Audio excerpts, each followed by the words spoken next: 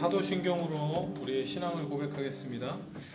나는 전능하신 아버지 하나님 천지의 창조주를 믿습니다. 나는 그의 유일하신 아들 우리 주 예수 그리스도를 믿습니다. 그는 성령으로 잉태되어 동정녀 마리아에게서 나시고 본디오 빌라도에게 고난을 받아 십자가에 못 박혀 죽으시고 장사된 지 사흘 만에 죽은 자 가운데서 다시 살아나셨으며 하늘에 오르시어 전능하신 아버지 하나님 우편에 앉아 계시다가 거기로부터 살아있는 자와 죽은 자를 심판하러 오십니다. 나는 성령을 믿으며 거룩한 공교회와 성도의 교제와 죄를 용서받는 것과 몸의 부활과 영생을 믿습니다. 아멘. 찬송가 218장 내 마음과 정성을 다하여서 218장입니다. 찬양하겠습니다.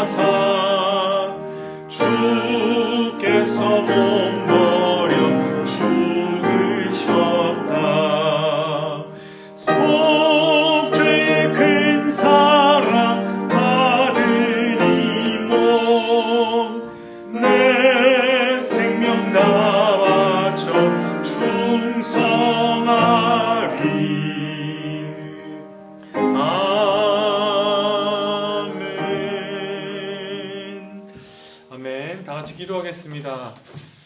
사랑이 많으신 하나님, 우리를 사랑하셔서 하나님의 그 놀라운 계획 가운데 불러주시고 교회로 삼아주시고 또 우리에게 하나님의 그 놀라우신 그 계획의 중요한 일부를 맡겨주심에 감사드립니다. 우리가 정말 교회다운 것이 어떤 것인지 잘 배워서, 교회가 무엇인지 잘 배워서 정말 이 세상 안에서 교회답게 존재하게 하시며 하나님께서 교회에게 기대하시는 바를 우리가 이루어 나아가고 또 그 사명을 잘 감당할 수 있도록 하나님 도와주시옵소서. 특별히 우리의 힘은 우리가 만들어내는 것이 아니라 하나님을 예배함으로, 하나님과 함께함으로 얻게 되는 힘입니다. 우리 교회에 힘을 더하시고 능력을 더하셔서 정말 그 사명을 잘 감당할 수 있도록 우리 안에 놀랍게 역사하여 주시옵소서. 정말로 세상의 빛과 소금으로 존재하게 하시며 또 한 개인으로서 그리스도인답게 우리가 살아가는 그 모든 환경 가운데 그리스도인답게 존재할 수 있도록 하나님 우리와 함께하여 주시옵소서. 날마다 예수 그리스도까지 자라가는 우리 교회가 될 수 있도록 하나님 함께하여 주시옵소서. 예수님의 이름으로 기도드립니다. 아멘. 네, 우리 지난 시간에 그 교회의 사명 세 번째 선교를 하면서 그 구속 역사에서 이제 교회의 위치가 어디인지 좀 살펴보았습니다. 간단하게 말씀드리면 교회는 어느 날 갑자기 등장한 그냥 공동체가 아니라 하나님께서 처음 아브라함을 부르실 때부터 하나님의 그 구속 역사 계획 가운데 처음 아브라함을 모든 민족에게 복을 주는 복의 근원으로 계획을 하셨고요. 그리고 아브라함을 통해 이루어진 그 이스라엘을 통해서 실제로 열방의 빛이 되어서 그 모든 나라들이 하나님께로 나오는 역할을 감당하도록 이스라엘이라는 나라를 세우셨습니다. 근데 이제 이스라엘이 그 사명을 실패했고요. 그래서 하나님께서 신약에서 예수 그리스도로 말미암아 다시 한번 세우시는 회복하는 새 이스라엘이 바로 교회라고 그렇게 말씀드렸습니다. 그래서 교회는 이스라엘의 사명을 그대로 받아서 선교적 존재임을 우리 같이 살펴보았습니다. 선교적 존재가 되어야 하고요. 교회는 이 세상에서 독특한 방식으로 존재해서 이 세상에 질문을 불러일으켜야 되고요. 저 공동체는 어떻게 저렇게 존재하는가? 질문을 불러일으켜야 되고 거기에 대한 답으로 복음을 우리가 제시해야 한다고 우리 같이 배웠습니다. 그런데 이제 그 교회의 세 가지 사명, 그죠? 예배와 교육이 이것과 떨어져 있는 것이 아니라는 것. 우리가 선교적 존재가 되기 위해서 하나님의 임재 안에 들어가는 그 예배, 하나님과 교제가 이루어지는 그 예배가 아주 중요하고요. 또 교육을 통해서 잘 성장해서 날마다 더 예수 그리스도를 제대로 드러내는 그런 교회가 될 수 있다고, 이렇게 세 가지가 다 연결되어 있다고 우리 같이 나누었습니다. 그런데 이러한 교회의 어떤 그 사명, 선교적 존재가 되는 것은 실천에 있어서는 그렇게 간단하고 단순한 내용은 아닙니다. 무엇보다 이제 세상과의 관계에 있어서 교회가 어떤 태도를 취해야 하는가, 이거 이제 되게 중요한 문제입니다. 다시 말하면 예수님께서 다시 오시기 전까지 교회는 세상 안에 존재해야 합니다. 세상 안에서 교회가 분명히 존재해야 하는데, 세상 가운데 존재해야 하는데, 이제 세상 가운데 존재한다는 것은 그리스도인들이 비그리스도인과 함께 어떻든 삶을 살며 같이 직장 생활도 하고 이렇게 완전히 분리돼서 같이 문화생활도 누리며 같이 이렇게 완전히 분리돼서 살 수 없다는 것입니다.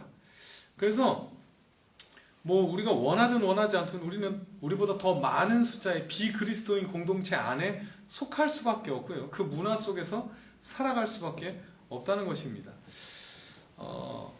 그래서 이제 우리가 그 비그리스도인과 함께 살아갈 때 이제 비그리스도인과 함께 직장 생활도 하고요. 비그리스도인들이 만든 어떤 그 문화들을 또한 우리가 소비하고, 우리 TV를 보던가 영화를 보던가 그게 꼭 그리스도인들이 만든 거 아니거든요. 그 어떻든 문화, 똑같은 노래를 듣고 이제 그 문화 속에서 살아가는데, 그 문화 속에서 과연 그리스도인으로서 어떤 태도를 취하는 것이, 그 세상의 문화 가운데서 우리가 어떤 태도를 취하는 것이 빛과 소금의 역할을 감당하는 것인지, 이게 사실은 단순하지가 않다는 것입니다. 그래서 조금 우리가 어려울 수 있지만 오늘은 그냥 원래 순서와는 상관없이, 그래서 교회와 문화의 관계에 대해서 어떤 태도를 취할 것인가를 조금 특강처럼 그냥 오늘은 그 내용들을 한번 살펴보도록 하겠습니다. 이제 교회와 문화의 관계에 있어서는 이제 다양한 입장들이 있는데요. 일단 쉽게 말하면 뭐 문화에 대해서 아주 긍정적으로 보는 입장, 긍정적으로 보는 입장과 부정적으로 보는 입장이 있을 것입니다. 문화에 대해서, 이 세상 문화에 대해서 긍정적으로 보는 입장, 부정적으로 보는 입장, 이게 크게 말하면 있습니다. 그래서 뭐 부정적으로 본다는 건 교회가 어떻게 해야 된다는 거겠습니까? 너무 당연히 세상 안에서 세상의 문화를 거부하는 거. 긍정적으로 보는 거, 적극적으로 누리고 수용하는 거. 이렇게 이제 그 두 가지 입장이 있습니다. 근데 이제 이렇게 사실은 이렇게 딱 떨어지는 단순한 입장은 없고요. 주로는 요 사이 어딘가에서 이제 존재하는 입장들이 있습니다. 이 어딘가에 요 어딘가에 이제 얼만큼 긍정적이냐, 뭐 얼만큼 부정적이냐, 이제 그 사이 어딘가에서 존재하게 됩니다. 저는 어렸을 때 이제 그 부모님이나 교회 어른들로부터 이제 그런 충고들을 많이 들었습니다. 야, 가요 들으면 안 된다. 찬양만 들어라. 기독교 영화를 봐라. 우리 어머니는 항상 이제 뭐 기독교 영화 같은 거 아주 드물죠. 그런 거 상영하면 꼭 저를 데려가서 그걸 보여주고 하셨습니다. 이제 그러다 보니까 어릴 때 이제 뭐 수련회 같은 데 가서 은혜를 받으면 가장 먼저 한 일이 팝송 테이프나 가요 테이프 버리는 거. 은혜 받으면 그래 내가 이제 하나님 위해서 살아야지 이런 마음이 들 때마다 제일 먼저 했던 건 이제 가요 테이프 버리는 거, 뭐 팝송 테이프 버리는 거, 막 버리고 후회도 하고요. 또 버렸던 거 다시 사기도 하고 그랬는데 뭐 어떻든 왜냐하면 그거를 듣고 그 세상 문화를 누리는 것 자체가 뭐처럼 느껴졌냐면 죄처럼 느껴졌기 때문에 이게 막 너무 막 죄책감을 줬기 때문에 은혜 받으면 이제 버리고 또 다시 막 듣고 싶으면 결국 못 견뎌서 다시 사서 또 듣기도 하고 이제 그렇게 막 어딘가를 막 왔다 갔다 이렇게 했던 것 같습니다. 그에 반해서 요즘 또 이제 젊은 세대들은 뭐 저희 자녀들도 그렇지만 아예 이제 문화에 대해서 너무 긍정적이더라고요. 그냥 정말 뭐 그냥 교회 다니지 않는 비그리스도인과 그리스도인의 어떤 문화를 누리는 거에 있어서는 별 차이가 없는 거의 똑같이 즐기고 똑같이 누리는 그게 어떻게 보면 요즘에는 또 너무 당연해진 것 같습니다. 그러나 또 여기에서도 분명히 문제가 있습니다. 모든 문화가 다 하나님이 기뻐하시는 문화는 아니고 분명히 이 문화를 만든 이 인간들은 분명히 타락의 영향 아래 있기 때문에 우리가 그것들을 너무 무분별하게 다 누린다는 것은 우리 신앙에 결코 유익할 리만은 없다는 것입니다. 그래서 과연 그 속에서 보면 우리가 문화에 대해서 뭐 여기서 제가 지금 이 시간에 뭐 구체적인 그런 내용까지 다 다룰 수는 없겠지만 기본적으로 어떤 태도들이 있었나를 한번 확인해보고 우리도 뭔가 좀 문화에 대해서 고민을 해보는 그런 시간이 그런 계기가 되었으면 좋겠습니다. 먼저 이제 극단적 여기 이제 거의 뭐 반문화라고 할 수 있겠죠. 부정적인 그 극단적인 입장이 있습니다. 뭐 예전에 이제 중세에는 주로 뭐로 나타났냐면 수도원 운동으로 나타났습니다. 수도원 운동이 좀 이해하기가 쉬운 것 같아요. 타락한 세상과 완전히 분리되는 거죠. 세상의 그 문화는 다 악하기 때문에 아예 분리돼서 정말 신실한 그리스도인들, 수도사들만 같이 그 공동체 안에 담 안에 그 높은 담 안에 모여서 그리스도인들끼리 살면서 그 문화 사회를 이루고 그 안에서는 오로지 종교적인 행위만 하나님께 찬양하고 기도하고 말씀 읽고 오직 그 일들만 하는 그런 아예 사회를 이루고 사는 겁니다. 거기 그렇게 하는 이유는 분명합니다. 세상 문화를 부정적으로 보기 때문입니다. 세상 문화는 부정적이기 때문에 교회가 뭔가 이 세상 문화를 개선하고 더 나아지게 만든다라는 것을 생각하지 않습니다. 그냥 아주 될 수 있으면 세상 공동체에 참여하지 않는 게 가장 좋은 거죠. 어떻든 분리돼서 최대한 세상과 멀리하는 것. 그게 신앙적인 것이고 그게 하나님께서 기뻐하시는 일이라고 생각했던 것입니다. 그래서 그러려면 현대도 마찬가지입니다. 현대에서도 이런 태도는 이제 쉽게 찾아볼 수가 있는데요. 이게 좋은 예가 될지는 모르겠지만 제 예전에 신학대학원 후배가 신학대학원 들어오기 바로 전에 이제 기독교 서점에서 아르바이트를 한 적이 있습니다. 아르바이트를 했는데 거기에 있는 친구들은 거기 아르바이트를 같이 하던 친구들 얘기를 제가 이제 들었어요. 뭐 그 친구들이 그 교회를 대표할 수는 없겠지만 어떻든 그 친구들이 되게 독특한 삶의 방식을 보여주더라고요. 어떤 거냐면 알바를 하는데 얘네들 이미 대학도 졸업하고 취업을 해야 되는데 그냥 그거 알바를 하는 겁니다. 그래서 이유는 뭐냐면 알바 열심히 해서 그 돈을 벌어서 교회에서 하는 그 선교 여행에 참여하는 겁니다. 그 돈을 가지고 돈을 열심히 알바해서 한 두세 달 알바를 해서 그걸로 선교 여행을 가서 열심히 선교하고 다시 와서 또 알바하고 돈 벌어서 그렇게 완전히 무슨 그 거의 교회를 위해서 삽니다. 뭐 저는 이제 그 당시에는 이걸 어떻게 판단해야 되나 막 이렇게 생각을 했는데요. 거기 그 친구들의 생각은 그거더라고요. 어떻게든 할 수만 있다면 세상적인 공동체, 세상 문화에 참여하지 않겠다는 그런 태도를 보이더라고요. 직장 내가 알바해서 그냥 돈 벌고 최대한 나 직장 안 할 수 있으면 안 하겠다라는 그런 입장이더라고요. 뭐 그런 그게 이제 어떻게 보면 반문화입니다. 어떻게든 세상 문화 참여하지 않겠다. 가능만 하다면 내 세상 직업 안 가지는 게 좋다. 교회 일만 하겠다.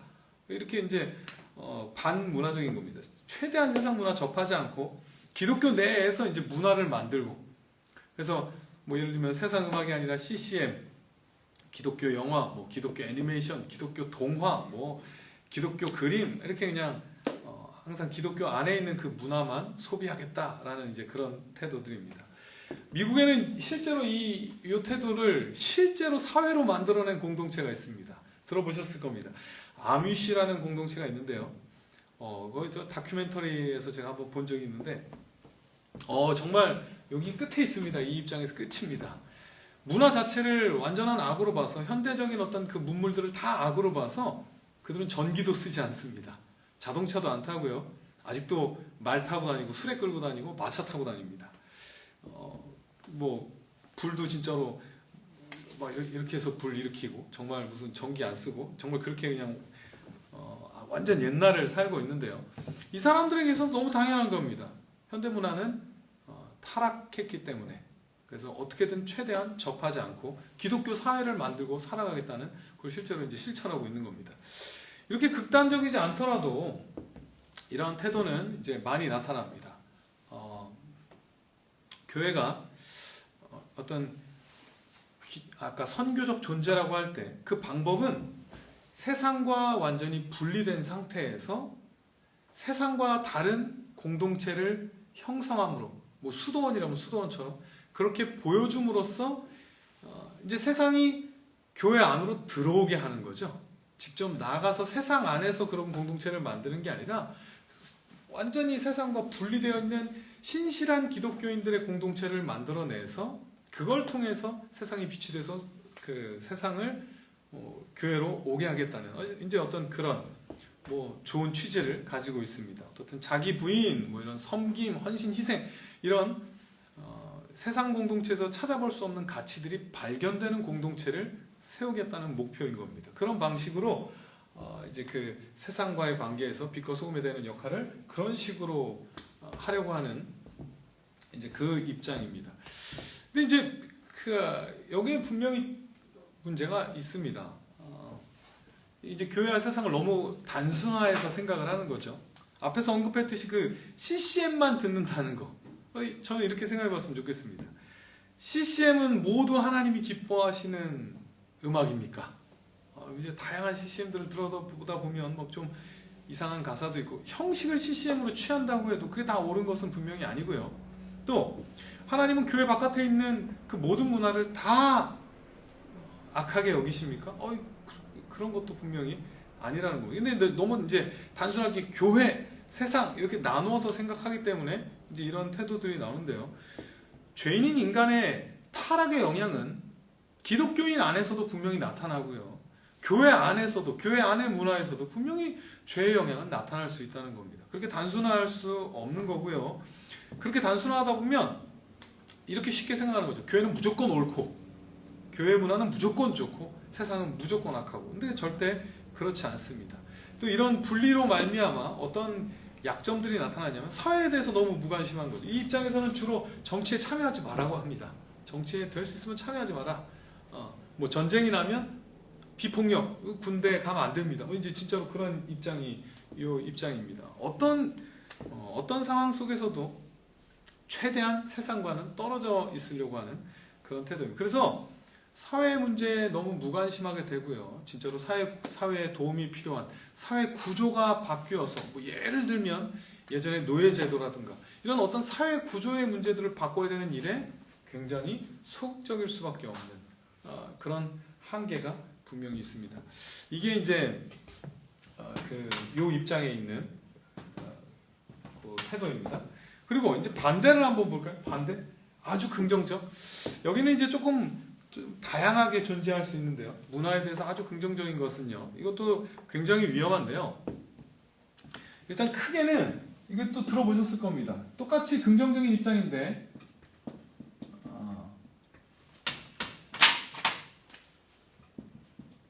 자유주의 신학 또는 보수주의에서도 이제 두 가지로 나타날 수 있는데요. 우리 들어보셨을 겁니다. 자유주의 신학. 자유주의 신학은 뭐냐면요. 이제 그 18세기, 19세기에 한참 유행하던 그 사상, 계몽주의 사상을 그냥 그대로 흡수해서 나타나게 된 기독교라고 할 수 있습니다. 당시 이제 그 시대를 지배하던 계몽주의 사상은 아주 쉽게 표현하면 이겁니다. 야, 지금까지 해오던 대로 그냥 전통으로 계속 내려온 그 생각 그냥 그대로 하지 말고 우리 지금까지 거 어떤 전통이나 이런 편견들 다 내려놓고 완전히 중립적인 상황에서 우리 이성으로 한번 생각해보자. 이게 이제 계몽주의입니다. 이성적으로 생각해서 이성의 빛으로 다시 한번 그 모든 것들을 비춰보자. 그게 이제 계몽주의입니다. 그래서 뭔가 합리적으로 납득이 되고 실험으로 증명되는 것만 사실로 여기자라는 이제 그런 사상입니다. 근데 이제 문제는 그 시대에서 기독교는 굉장히 이제 치명적인 피해를 입을 수밖에 없는 겁니다. 왜냐하면 기독교 자체가 이 성경의 말씀 내용 자체가 많은 기적들과 특별히 하나님이라는 존재 자체가 이미 초자연적 존재로 어떤 실험실에서 증명해낼 수 있는 존재가 아닌데 이게 너무 힘든 겁니다. 그래서 기독교에 대해서 계속 그런 공격이 있었습니다. 야, 기독교가 진리라며? 그러면 증명해봐라. 하나님이 존재하신다며? 증명해봐라. 이제 그런 문제들을, 그런 위기를 이제 18, 19세기에 기독교가 맞게 됩니다. 그런 공격을 당하게 됩니다. 그랬더니, 이런 시대에 맞춰서 이제 고개 숙이고 들어가는 게 자유주의 신학이라고 할 수 있습니다. 이 사람들은, 실험으로 증명된 것만 진리라고? 그래? 그럼 우리가 거기에 맞추겠다. 그래서 성경에 있는 그 모든 어떤 기적들을 다 제거하고, 초자연적인 것들을 다 제거하고, 사실 홍해 걷는 거 그거 진짜 바다를 가른 게 아니라 모세가 이제 가장 얕은 그 어떤 그 부분으로 이렇게 지나간 거다. 이제 이런 식으로 설명을 하는 거죠. 뭐 그렇게 설명을 하고 어떻든 그 합리적으로 우리가 이성으로 이해가 되는 기독교를 만들려고 했던 그 노력입니다. 뭐 나름대로의 그 변호하려는 노력이긴 했지만 그 어떤 그 시대의 사상을 그대로 다 받아들인 거죠. 심지어는 예수님의 부활까지도 다 그냥 부정해버린 겁니다. 부활 불가능하지. 그러니까 그 부활은 실제가 아니라 사실은 이거는 그냥 하나의 그 뭐 우화, 예를 들어서 우화라는 게 뭐냐? 그 사실 있는 이야기가 아니라 교훈을 주기 위해서 가져온 이야기 아니냐? 부활도 그런 거다. 이제 이렇게 설명한 게 자유주의 신학입니다. 이렇게 그냥 그 세상의 어떤 그 기준들을 다 그대로 받아들여서 거기 공격에 못 이겨 그대로 다 받아들여서 이렇게 맞추다 보니까 이렇게 제거하다 보니까 그 기준에 맞춰 기독교가 이제 사실은 기독교가 아닌 게 돼버렸죠. 하나님도 재단하고 또 그 성경의 많은 기적들과 예수님에 대한 내용들을 다 재단하고 뭐 진짜 말 그대로 자기들도 우화처럼 여기는 그 말씀에 어떻게 능력이 나타날 수 있겠습니까? 자유주의 신학 이후로 그래서 유럽에는 이제 기독교가 완전히 다 몰락하게 되고요. 교회는 텅텅 비게 되고요. 이렇게 심각한 위기가 오게 되었습니다. 당연합니다. 기독교의 핵심이 무엇입니까? 기독교의 성령께서 역사하셔서 사람을 바꾸고 구원하는 거 아닙니까? 예수 그리스도의 공로로 말미암아 그 부활로 말미암아 새로운 생명으로 새롭게 되는 건데 그것들을 다 그냥 제거해 보니까 남는 게 없는 겁니다. 능력이 나타날 수 없는 겁니다. 그래서 교회는 사실 이제 그런 내용들을 영혼에 대한 구원 이런 걸 다 없애버리니까 남는 게 뭐냐면 결국에는 구원마저도 눈에 보이는 것으로 다 바꿔야 됐기 때문에 결국엔 영혼 구원이 아니라 사회 구원으로 다 바꿔버려서 어떤 외적인 그 환경을 나아지게 하는 걸 구원으로 그렇게 그냥 바꿔버렸습니다. 그래서 결국에는 사회단체랑 별 다를 바 없는 교회가 이제 그렇게 돼버린 것입니다.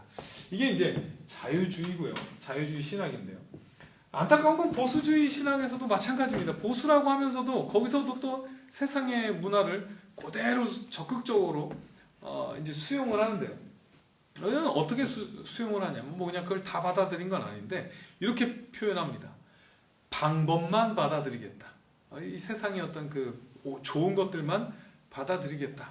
그래서 뭐 예를 들면 이제 1970년대 미국에서는 미국이 항상 우리보다 이제 조금 앞서가거든요. 기독교 문화가 미국에 유행하던 게 이제 우리나라로 넘어오고 좀 늦게 항상 그런 이제 구도가 있는데 1970년대 이제 미국에서 유행했던 게 구도자 교회라는 겁니다. 이제 그 영향으로 우리나라에도 막 이제 열린 예배가 막 유행하고 그랬었는데 구도자 예배 말 그대로 구도자 도를 구하는 사람 이제 아직 안 믿는 사람, 근데 믿으려고 하고 있는 사람, 믿고 싶어하는 사람, 또는 뭐 그걸 찾고 다니는 사람, 그런 사람들을 불러오겠다라는 취지로 이제 구도자 교회가 굉장히 유행을 했습니다. 그래서 그 세상 사람들을 어떻든 불러 모아야 하기 때문에 적극적으로 뭘 받아들이냐면 세상 문화를 다 받아들인 겁니다. 엄청 긍정적. 다 교회를 막 무대처럼 꾸미고 뭐 세상 문화들 그 다 요소들 다 그 도입을 합니다. 이제 뭐 심지어 제일 그 유명했던 사람은 로버트 슐러라는 목사님인데 그 목사님은 아주 이 부분에 있어서 선구자인데요. 여러 가지 막 아이디어들 많이 내셨더라고요. 보니까 뭐 처음에 자동차 극장을 빌려서 예배를 그렇게 하는 겁니다. 자동차 극장에서 차 안에서 편안하게 예배를 드리게. 너무 좋은 아이디어죠. 뭐 이런 그런 것들을 막 그냥 막 들어오는 겁니다. 왜 어떻게든 교회 문턱을 낮춰서 사람들을 들어오겠다는 좋은 의도로 이제 그렇게 합니다. 교회만 마케팅 기법들 뭐 무슨 어떤 심리학적인 그런 방법들 다 막 가지고 들어옵니다. 뭐 심리 치료도 하고 뭐 진짜로 어떤 무슨 마케팅하듯이 기업 운영하듯이 이제 그렇게 교회를 막 운영해서 한때 이제 엄청 큰 교회가 됐었습니다. 근데 그러다 보니까요, 이게 사실은 좋은 방법만 이렇게 끌어오겠다고 했지만 이 세상 문화를 너무 긍정적으로 보다 보니까 그 방법 아래 깔려 있는 어떤 그런 잘못된 전제들도 그냥 같이 다 들어온 겁니다. 세상적인 정신들이 같이 다 들어와서 방법만 들어온 게 아니라 뭐까지 다 들어왔냐면요, 마케팅 교회를 하다 보니까 뭐가 들어오냐면 어떤 뭐 이 세상 비즈니스에서 가장 중요한 게 뭐죠? 고객 중심이죠. 어떻든 고객의 니즈에 맞추고 그러다 보니까 교회가 놀랍게도 이제 고객 중심이 돼버리는 겁니다. 고객 중심. 근데 이거는 사실 되게 심각한 문제를 낳게 됩니다. 교회라는 곳이 우리 계속 교리를 통해 배우지만 교회의 중심은 교회는 하나님이 세우셨고요. 신자들이 필요에 따라 모은 것이 아니라 하나님이 세우셨고요. 하나님이 사명을 부여하셨고요. 그리스도께서 머리가 되시고 하나님의 뜻대로 운영되어야 되는 곳인데 이제 그 기준이 바뀐 겁니다. 아주 아무도 알아채지 못하게 하나님 중심에서 고객 중심으로. 그래서 교회가 운영되는데 뭐의 기준이냐면 성경 말씀이 아니라 사람들이 뭘 좋아하고 뭐를 즐거워하고 뭐를 편안해하는가가 기준이 되어서 교회가 이제 바뀌어 간 것입니다. 그렇게 그냥 세상 정신을 다 받아들이다 보니까 너무 당연하게 뭐 교리까지도 수정하게 되고요. 교리까지 수정하게 사람들이 불편해하는 죄나 뭐 지옥 이런 얘기들은 다 이제 최대한 스무스하게 넘어가고 최대한 부드럽게 그냥 지나가고 대신 이제 사람들이 좋아할 만한 그런 내용들이 설교의 주제가 됩니다. 자아실현 뭐 이런 것들, 자아실현, 신앙생활을 했을 때 얻게 되는 유익들 주로 이제 그런 쪽으로 다 이제 성경 중심, 복음 중심이 아니라 이제 사람들의 필요, 사람들의 즐거움, 사람들의 어떤 그 기쁨 그게 이제 중심이 되어 버렸던 것입니다. 그래서 결과적으로는 이제 요즘에는 이제 많은 비판들을 받고 있습니다. 실패했다고. 사람들을 많이 모으는 데는 성공했는지 모르겠지만 정말 그리스도인다운 그리스도인으로 그렇게 성장시키는 데는 실패했다고. 그냥 세상에 있던 사람들을 교회 안에다가 그냥 그 위치만 바꿔놓은 그 정도밖에 하지 못했다고 그렇게 이제 비판을 받고 있는 것입니다. 그렇게 별로 이제 너무 세상을 닮아가다 보니까 세상과 구별이 안 되는 거죠. 세상과 구별이 안 돼서 그 빛과 소금의 역할을 감당해야 되는데 빛은 세상과 다름, 빛과 소금은 세상과 다름을 통해서 분명히 그 세상을 끌어들여야 되는데 다르지 않은 겁니다. 그럼 굳이 교회 갈 이유가 뭐가 있는가? 세상 공동체랑 비슷하다면 굳이 교회 갈 이유가 뭐가 있는가? 그런 의미에서 이제 실패했고요. 잘못된 동기로 나오게 되고 어떻든 그렇게 해서 이제 그 구별되는데 아주 큰 실패를 합니다. 이렇게 자유주의가 그렇게 실패했다면 보수주의는 그런 방법론들을 받아들여서 교회를 세상처럼 그렇게 만들어 버렸습니다. 또 이제 보수주의 얘기 조금만 더 하자면요. 이게 이제 문제가 기준이 세상이 되다 보니까요. 또 이제 세상이 그 계몽주의 이후로 현대성에서 이제 포스트 모더니즘, 후기 현대주의로 넘어가거든요. 세상적인 사상이. 그랬더니 역시나 마찬가지죠. 교회 그 문화를 막 흡수하는 그런 교회들은 이제 맨 처음에는 그 원래 그 영향으로 이렇게 따라갔다면 바뀐 이제 포스트 모더니즘 또 그대로 받아들여서 지금은 또 어디서 이제 그거 들어보시면 그렇게 생각하시면 됩니다. 이머징 교회가 요즘에 또 이제 많이 유행을 하고 있습니다. 혹시 그거 보시면 이거 뭐 자세하게는 모르시더라도 이거 문제가 있는 거구나, 이거 위험하구나, 조심해야 되겠구나 이렇게 생각하시면 좋을 것 같습니다. 그래서 이제 그렇게 포스트 모더니즘을 또 이제 적극적으로 수용해서 그 사람들은 이제 뭐 전통적인 예배 거부하고 이렇게 앞에서 이렇게 선포되는 설교보다는 참여해서 뭐 서로 같이 뭐 얘기해서 이제 뭐 이런 식으로 바뀌어가는 그런 형식들을 다 파괴하고 주로 이제 개인 영성에 관심을 갖고 뭐 하여튼 그런 이머징 교회로 또 이제 그렇게 세상의 흐름을 따라 가는 교회들이 분명히 있습니다. 기본적으로 이게 문화 친화적인 입장에서는요, 문화에 대해서 너무 경계가 없죠. 문화를 그냥 무조건 겉으로 볼 때 좋고 좋은 결과를 내면 그냥 다 수용해버리는 그 문제들을 보지 못한다는 것입니다. 여기에 문제는 세상을 너무 악하게 봐서 다 이렇게 그냥 떨어졌다면 오히려 이 입장들은 그 세상을 너무 그냥 긍정적으로 봐서 그냥 거의 세상과 동화되는 실수를 했습니다. 뭐 이거는 이제 우리하고는 좀 거리가 먼 입장들이고요. 이제는 이 중간에 있는 입장들을 두 가지만 살펴보려고 합니다. 이제 개혁주의에서는 주로 이 두 가지 입장으로 나타나는데요. 이게 이제 조금 구분하기가 약간 어렵긴 한데요. 우리 같이 한번 좀 배워보도록 하겠습니다. 일단 첫 번째는 변혁주의라는 것인데요.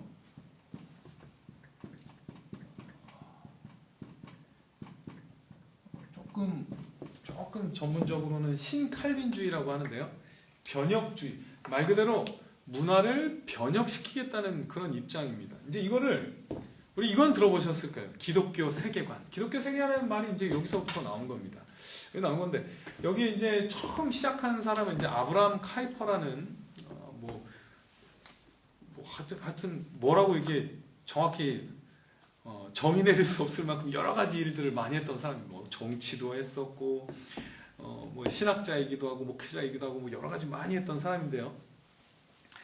이 아브라함 카이퍼가 뭐라고 표현했냐면 이거 아주 되게 중요한 말입니다. 인류 존재의 전 영역에서 만유의 주제이신 그리스도가 나의 것이라고 외치지 않는 것은 단 1평방인치도 없다. 이 모든 세상에서 예수님의 것이 아닌 부분은 하나도 없다는 겁니다. 뭐 정치, 경제, 문학, 예술, 법률, 교육 이 모든 분야에서 예수님의 것이 아닌 것은, 예수님이 다스리지 않는 것은 없다는 그런 사상입니다. 그래서 무슨 얘기냐면 이 문화를 세상에다 그냥 내주면 안 된다는 거예요. 세상 사람들이 다 알아서 하도록 내버려두면 안 된다는 거예요. 우리가 각자의 그 영역으로 다 들어가서 뭐 정치면 정치, 경제면 경제 그 속에 다 들어가서 그 안에서 일하며 기독교 세계관을 가지고 그 안에 들어가서 기독교인답게 그 일을 하면서 그 기독교인의 어떤 그 세계관을 통해서 그 사람들에게 보여주고 그 문화를 정말로 하나님이 기뻐하시는 문화로 변혁시켜야 된다라는 그런 아주 적극적인 입장입니다. 뭐 아브라함 카이퍼부터가 그래서 진짜로 정치까지 했던 그런 사람입니다. 그래서 기본적인 전제는요.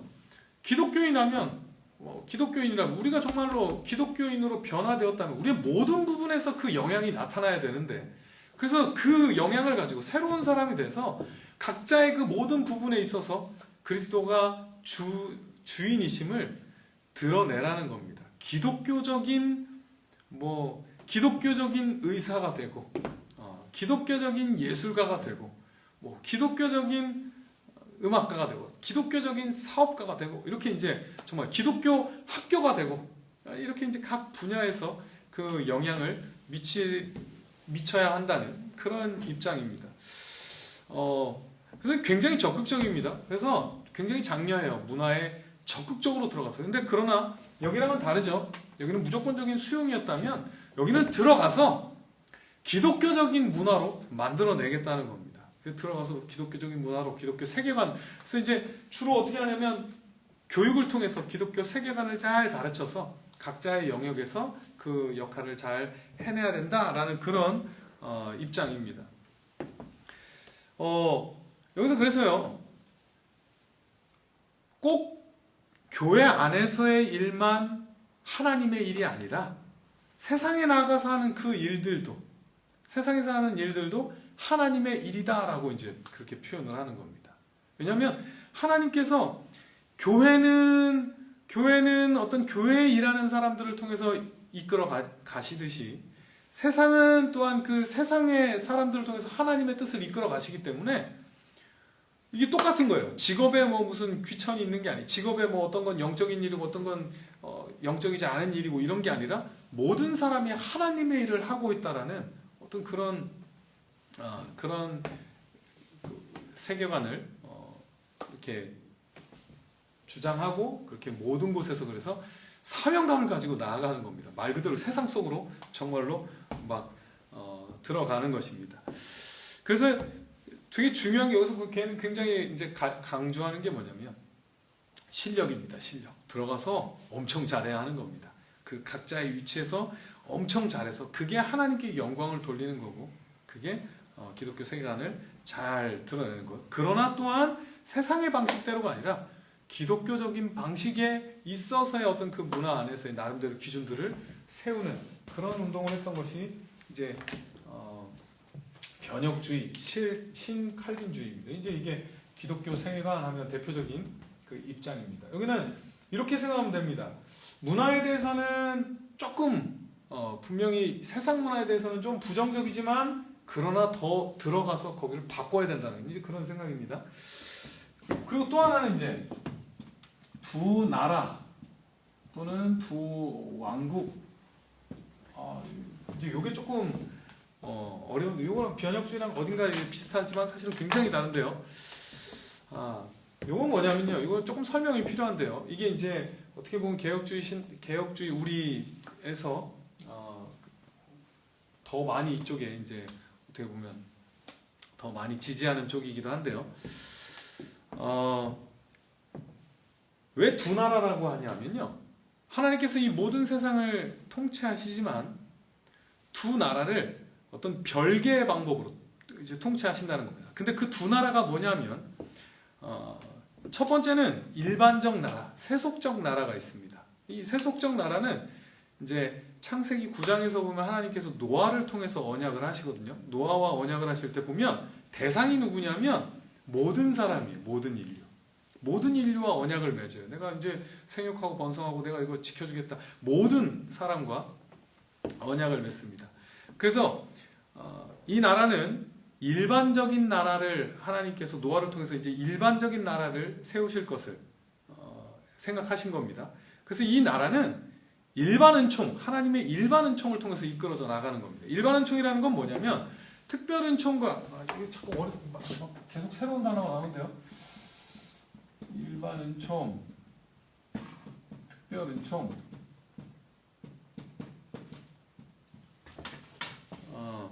일단 특별 은총은 뭐냐면 쉽게 말하면 그겁니다. 하나님의 자녀에게 구원의 은혜를 주시는 거. 하나님의 선택된 자녀들에게 구원의 은혜 주시는 게 특별 은총이라면, 일반 은총은 모든 사람에게 내리는 은혜입니다. 모든 사람, 인간이라면 모든 사람에게 내리는 은혜. 그게 뭐가 있을까요?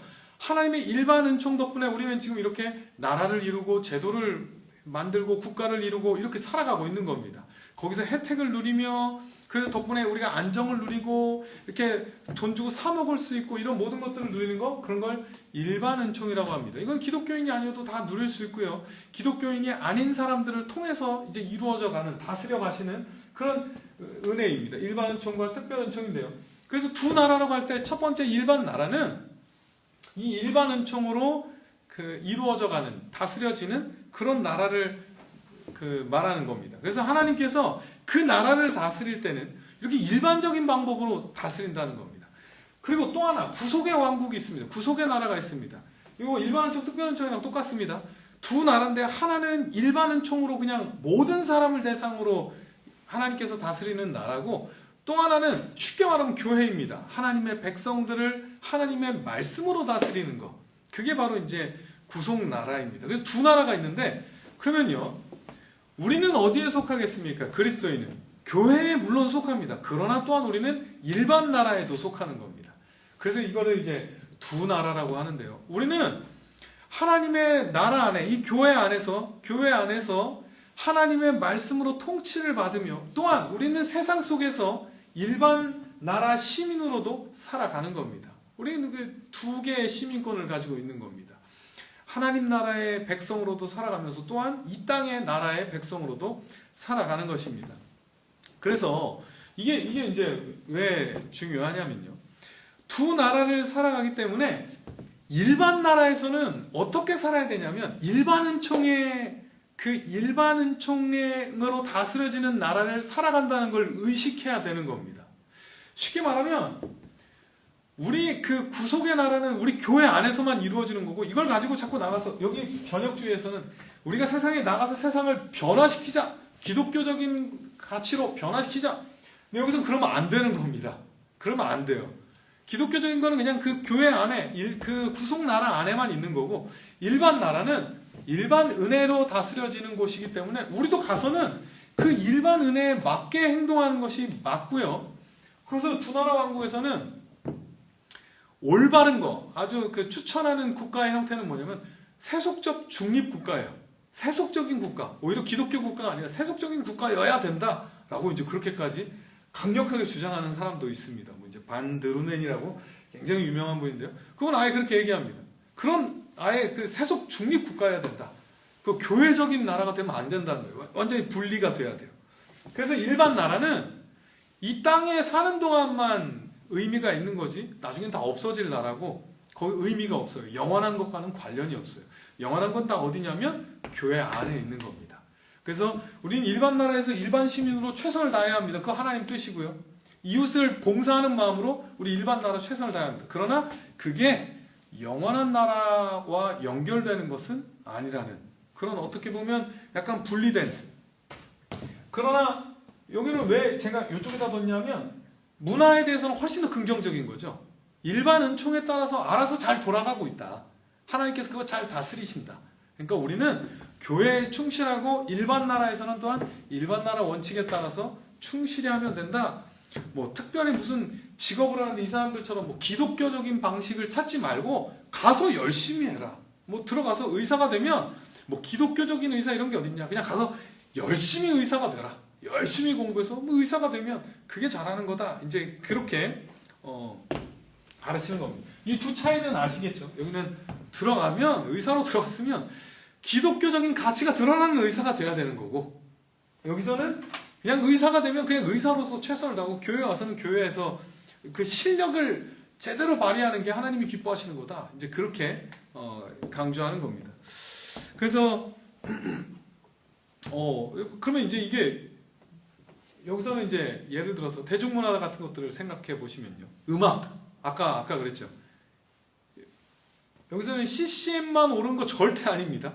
절대 아닙니다. 일반 음악도 수준이 높은 음악, 하나님 기뻐하시는 음악입니다. 그거 하나님 기뻐하시는 겁니다. 그거 자체로 좋아하시는 겁니다. 그거 자체로 그 가치가 있는 겁니다. 일반 은총 영역에서 가치가 있는 겁니다.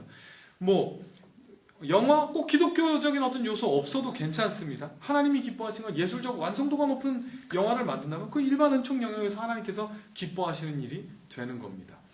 그래서 여기서는 그 문화 자체를 어떻게 보면 문화 자체를 최선을 다해서 즐기면 그거 하나님이 이제 기뻐하시는 것이 되는 겁니다. 이렇게 이제 이렇게 우리가 좀 네 가지로 정리를 해봤는데요. 우리는 요 두 입장 어딘가에 이제 요 두 입장에 이렇게 어딘가에 있는데요.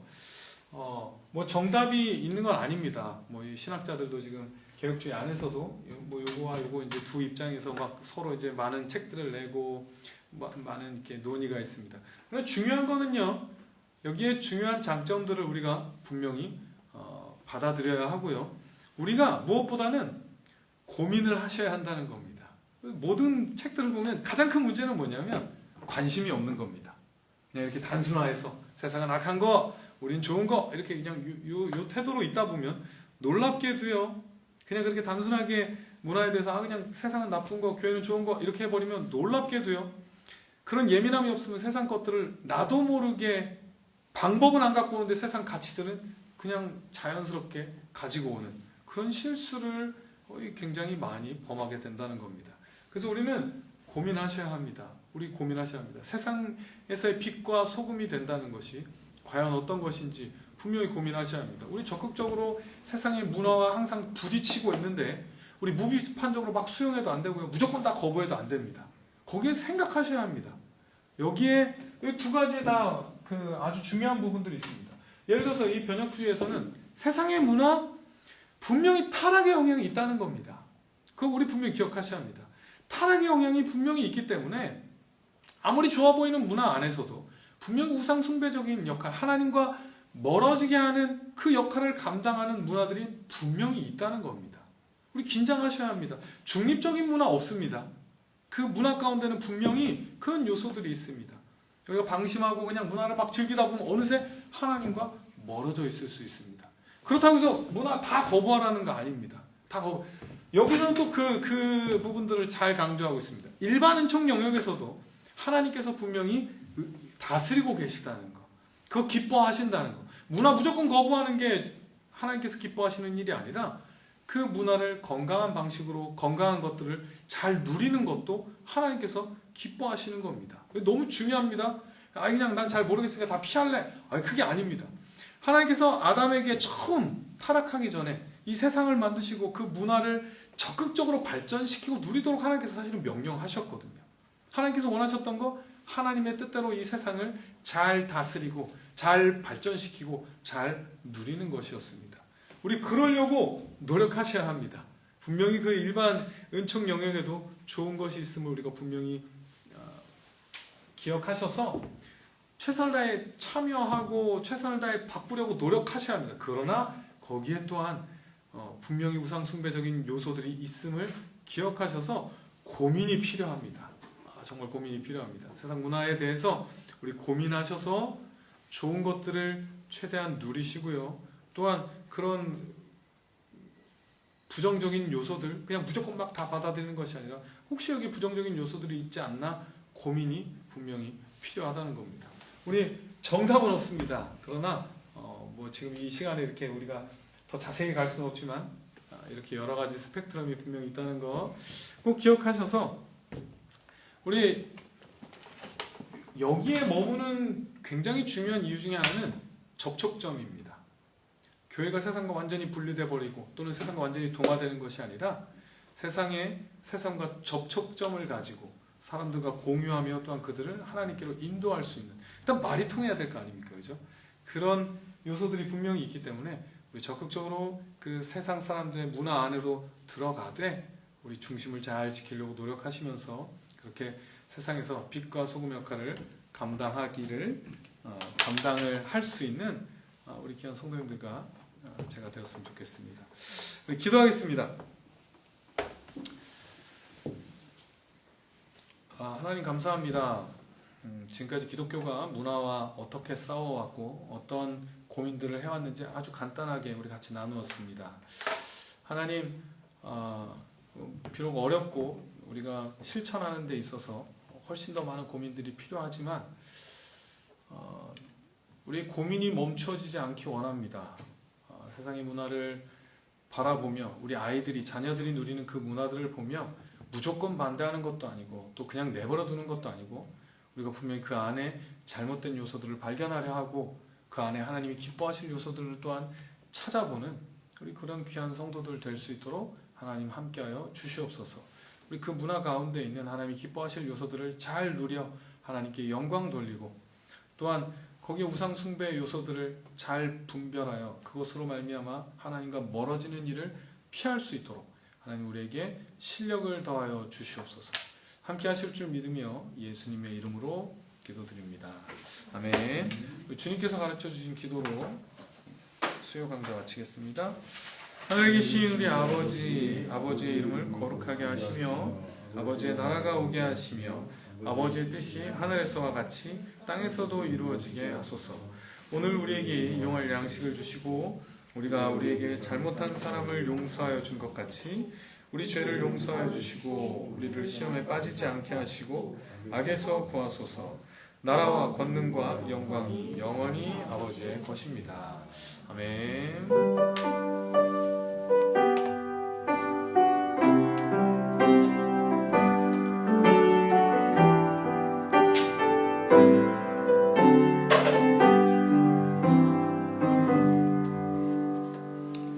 수요 강좌 마치겠습니다.